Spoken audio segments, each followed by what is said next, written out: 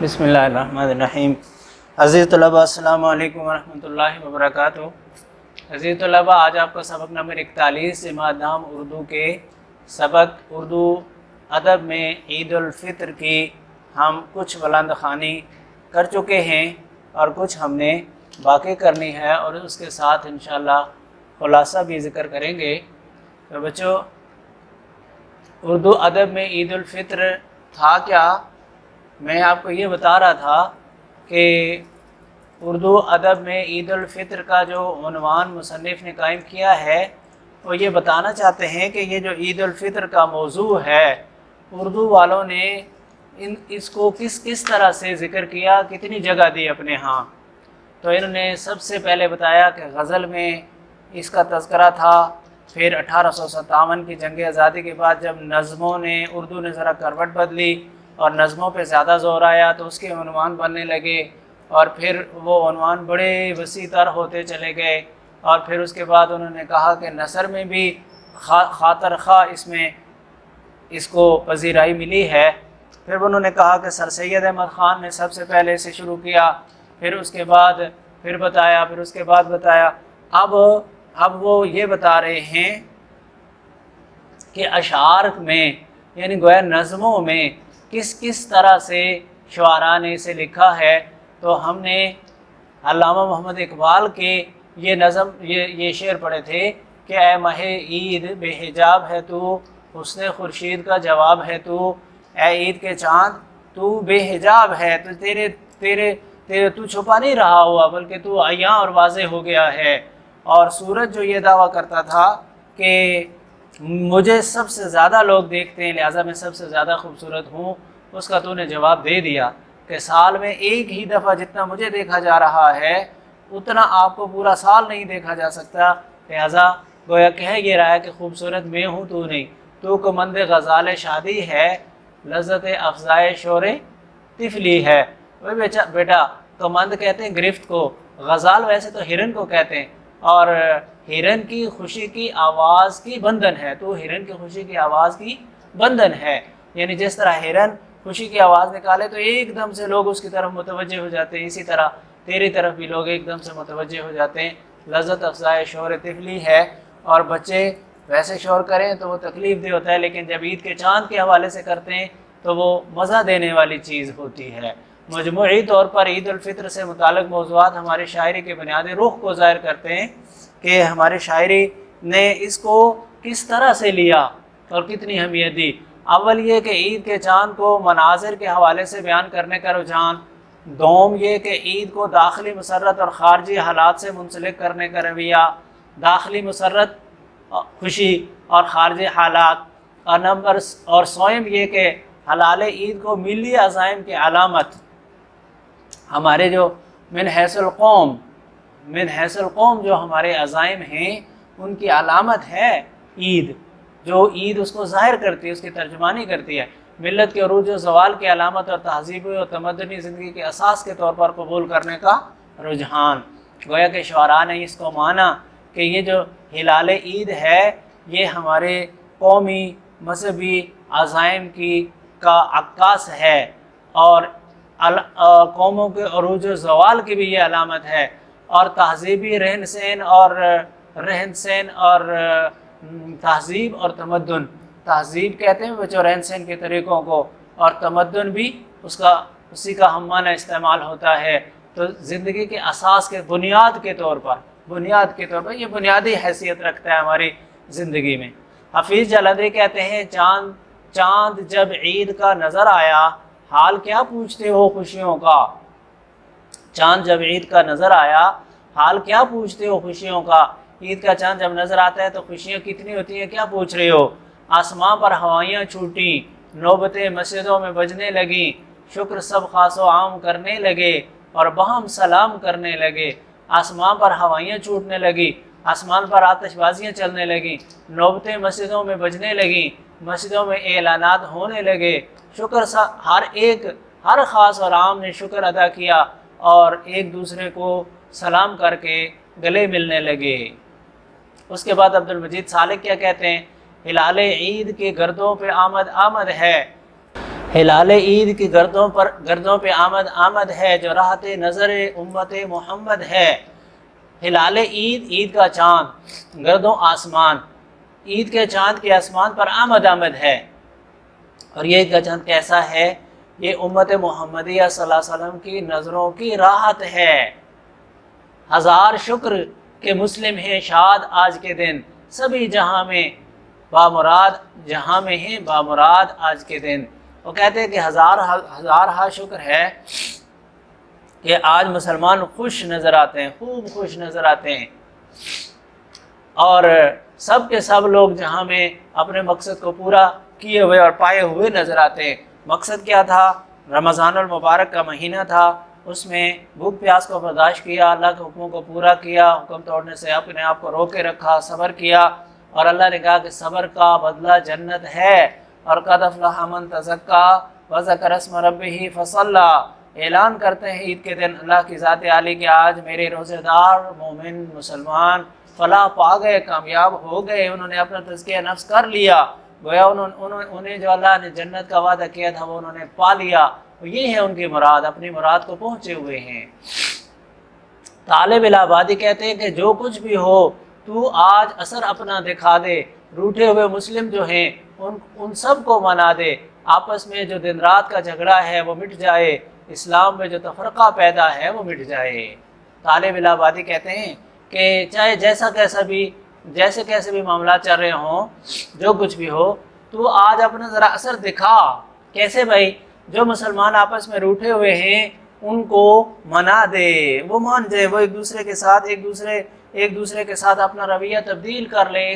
آپ دیکھ رہے ہیں کہ جب عید کی نماز پڑھی جاتی ہے تو عیدگاہ کے لوگ بھی اور گھروں میں بھی سارے لوگ ایک دفعہ گلے ملتے ہیں، جو بھی رشتہ دار ایک دوسرے کو ملے، جو ہمسایہ، جو مسلمان، وہ ایک دوسرے سے گلے ملتا ہے۔ یہ علامت ہوتی ہے اس بات کی کہ اگر اس سے پہلے ہمارے درمیان میں کوئی تلخی تھی اور ہم ایک دوسرے سے کوئی ناراضگی والی کوئی صورت ہمارے درمیان میں تھی، وہ آج ہم نے ختم کر دی اور آج ہم ایک ہو گئے۔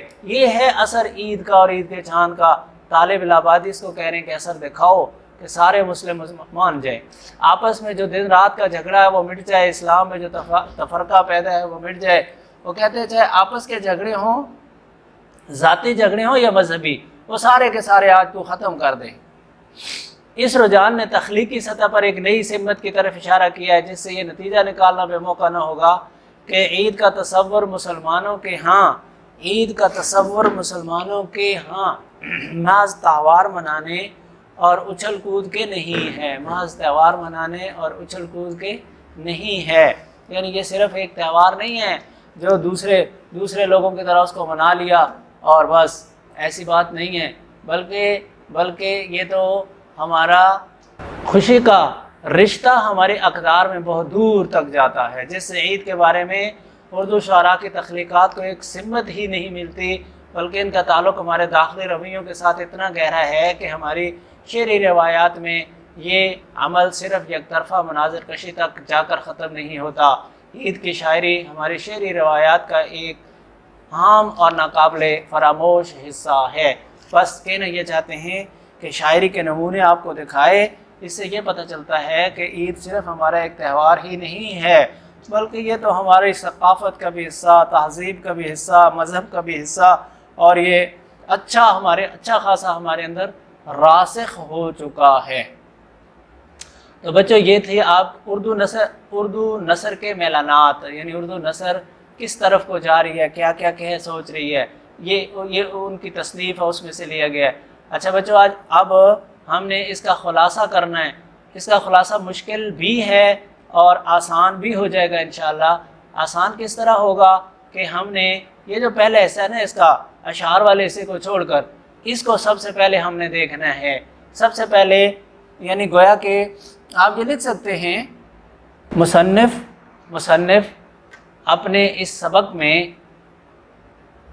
عید الفطر کو اردو ادب میں کیا اہمیت ملی اور کس طرح اسے جگہ ملی، اس کے بارے میں ذکر کر رہے ہیں۔ گویا یوں آسان الفاظ میں کہا جا سکتا ہے کہ ہمارے اردو کی چاہے غزلیں ہوں، چاہے نظمیں ہوں، چاہے نثر، ان مصنفین نے اور شعراء نے عید الفطر کے موضوع کو کس کس طرح سے بیان کیا ہے، اس سے پتہ یہ چلتا ہے کہ یہ عید ہمارا تہوار ہی نہیں بلکہ یہ ہمارا ہماری تہذیب کا بھی حصہ ہے، ہمارے تمدن کا بھی حصہ ہے، ہمارے مذہب کا بھی حصہ ہے۔ تو اس میں سے وہ سب سے پہلے ذکر کرتے ہیں کہ غزلیہ شاعری میں عید کا کس طرح ذکر ہوتا تھا۔ عید کا چاند، ہلال و ابر، اور محبوب سے روز عید کی ملاقاتیں اور اس سے ملحقات یعنی اس کے متعلقہ چیزیں یہ چلتی رہیں۔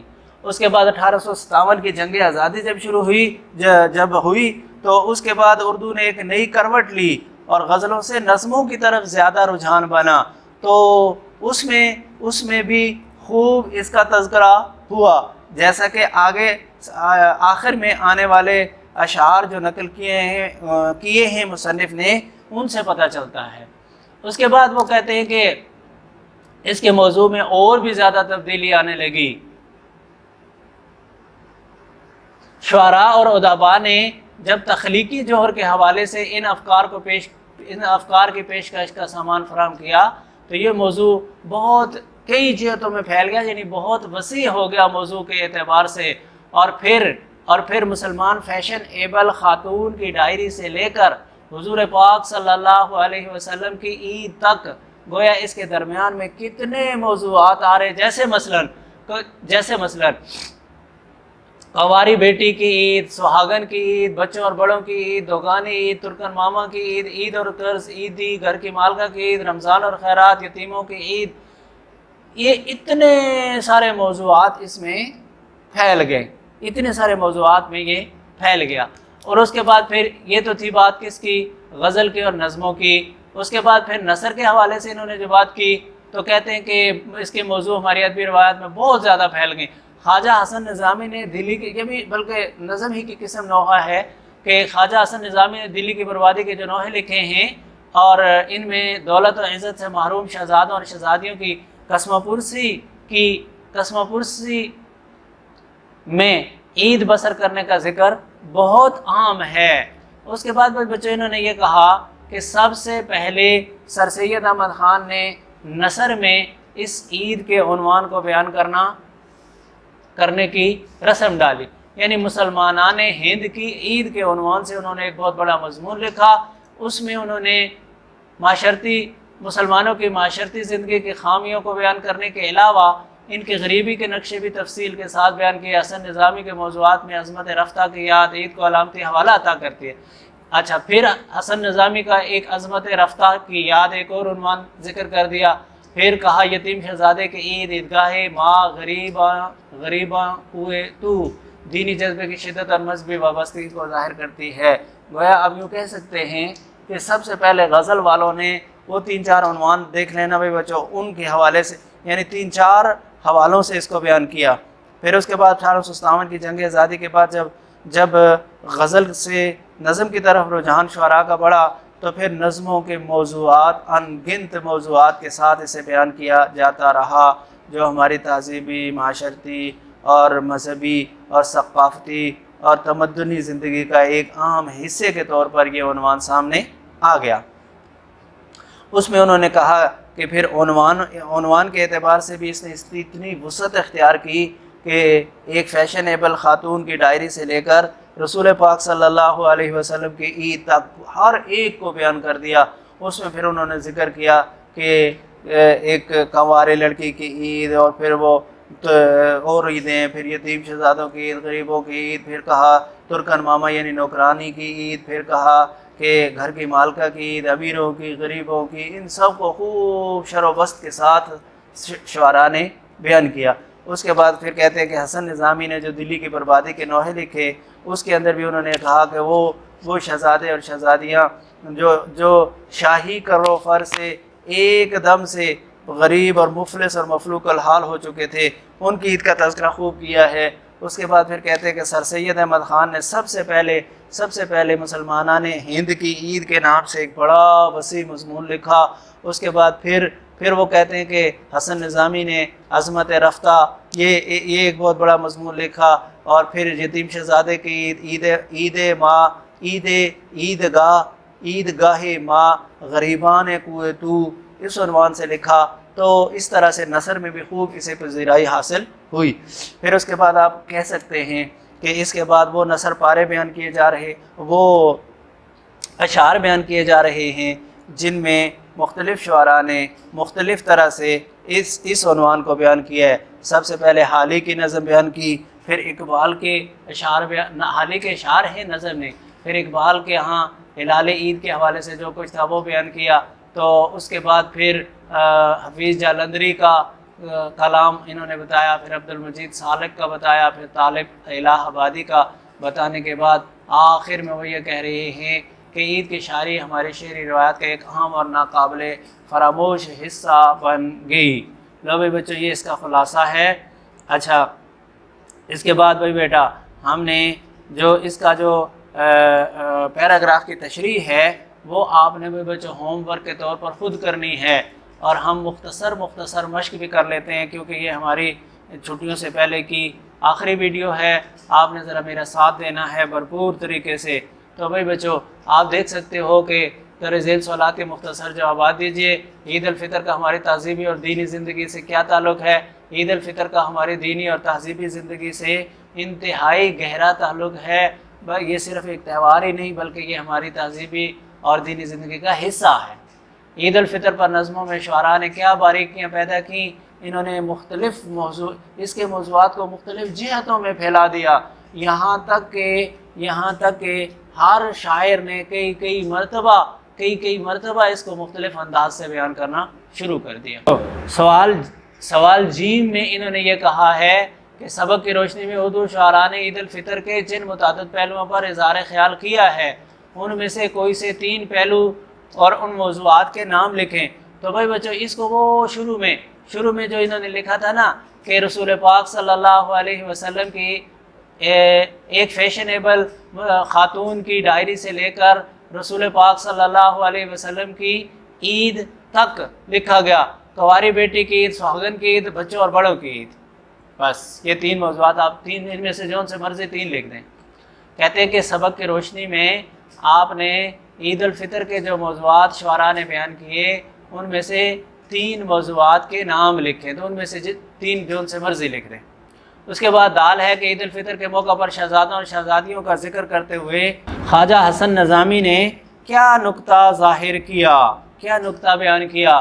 تو بھائی بچوں عید الفطر کے موقع پر شہزادوں اور شہزادیوں کا ذکر کرتے ہوئے حسن نظامی نے ان شہزادوں اور شہزادیوں کی قسم پرسی کی حالت میں عید کو بیان کیا ہے جو کچھ ہی دیر پہلے، کچھ ہی عرصہ پہلے، کچھ ہی دن پہلے ان کی عیدیں شاہی کرو فر کے ساتھ گزرا کرتی تھیں۔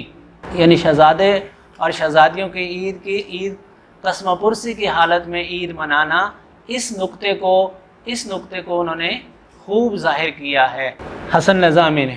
اردو شعراء نے ہر دور میں عید الفطر کے موضوع سخن کیوں بنایا؟ اس لیے کہ عید الفطر ایک ایسا اہم موضوع ہے جو ہماری معاشی، معاشرتی اور تمدنی زندگی کا سب سے اہم حصہ ہے، اور ہمارا ایک مذہبی تہوار بھی ہے۔ کون سی چیز اقبال کو عید کے چاند کی تصویر کشی پر مجبور کرتی ہے؟ یاد طفلی اقبال کو عید کے چاند کی تصویر کشی پر مجبور کرتی ہے۔ ماہ سیام گیا روز عید آیا، یہ اردو کے کس معروف شاعر کا شعر ہے؟ ماہ سیام گیا اور روز عید آیا، یہ اردو کے کس مشہور شاعر کا قول ہے؟ تو بھائی بچوں کس کا ہے؟ ماہ سیام گیا اور عید آئی، ماہ سیام گیا، یہ دیکھیں ماہ سیام گیا اور روز عید آیا، یہ کس کا ہے بھائی بچوں؟ حالی کا، مولانا الطاف حسین حالی کا۔ تو آپ جواب دیں گے یا تو یہ ماہ سیام گیا اور روز عید آیا لکھ کر کہیں، یا یہ کہیں کہ یہ اشعار مولانا الطاف حسین حالی نے پیش کیے، یہ اشعار یا یہ مصرے کے بارے میں پوچھا، یہ مصرع مولانا الطاف حسین حالی کا ہے۔ بس عید کی شاعری کا ہماری شعری روایات سے کیا تعلق ہے؟ عید کی شاعری کا ہماری شعری روایات سے اتنا گہرا تعلق ہے، عید کی شاعری کا ہماری شعری روایات سے اتنا گہرا تعلق ہے کہ یہ عمل صرف یک طرفہ مناظر کشی تک جا کر ختم نہیں ہوتا، بلکہ عید کی شاعری ہماری شعری روایت کا ایک اہم اور ناقابل فراموش حصہ ہے۔ تو آپ اتنا جواب بھی لکھ سکتے ہو کہ عید کی شاعری ہمارے شعری روایات کا نہ صرف ایک حصہ ہے بلکہ اہم اور ناقابل فراموش حصہ ہے۔ اور نمبر 6 پہ ہے کہ سبق کے متن کو مد نظر رکھ کر درست اور غلط پر نشان لگانے۔ لو بھائی بچوں، یہ بھی آپ نے خود کر لینا ہے۔ اس کے بعد یہ مصرع کس شاعر کا ہے؟ ہلال عید کی گردوں پہ آمد آمد ہے، اقبال کا، فیض جلندری کا، عبد المجید صالح کا۔ عبد المجید صالح کا ہے بھائی بچوں۔ حسن نظامی نے دلی کے جو نوحے لکھے، ان میں کون سی چیز نمایاں ہے؟ ان میں عظمت رفتہ نمایاں ہے۔ اس کے بعد عید الفطر کے موقع پر مسلم معاشرے کے کس طبقے کو سب سے زیادہ مسائل کا سامنا کرنا پڑتا ہے؟ غربا کو۔ اور پھر شاعر نے لذت افزائے شور طفلی میں کس کی طرف اشارہ کیا ہے؟ کس میں کیا بھائی لذت افزائے شور طفلی کیا چیز ہے؟ بادل ہیں، ستارے ہیں، عید الفطر کا چاند ہے یا نماز ہے؟ عید الفطر کا چاند۔ 1857 کی جنگ آزادی کے بعد توجہ تیز ہو گئی نظموں کی طرف۔ مصنف نے عید کا تہوار کے علاوہ کس سے جوڑا ہے؟ 2-3 سطروں میں جواب دیں بھائی۔ مصنف نے عید کے تہوار کے علاوہ اس کو بھی بچوں، وہ جہاں یہ لکھا ہوا تھا نا کہ یہ صرف ہمارا مذہبی تہوار ہی نہیں بلکہ ہماری تہذیبی اور تمدنی زندگی کا ایک اہم حصہ ہے اور ناقابل فراموش حصہ ہے، اس والے حصے کو آپ نے لکھ دینا۔